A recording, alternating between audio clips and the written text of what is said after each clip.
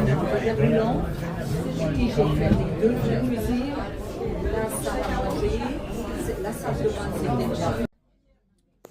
So guys, today we are watching again Swiss Park TV and a very famous dish from Switzerland especially.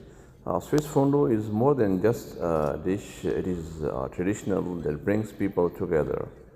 Made with rich Swiss cheese, gently melted and shared from one pot. Fondue represents warmth, unity and the joy of sharing.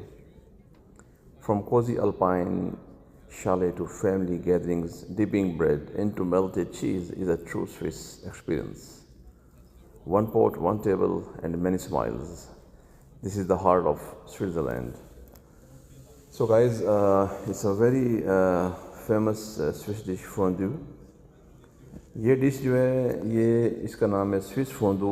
ये different चीज़ इसको गर्म करके बनाया जाता है और ख़ासकर ये हमारा एक पार्टी का यहाँ स्विट्ज़रलैंड में लोगों को इकट्ठा करने का भी एक ज़रिया है।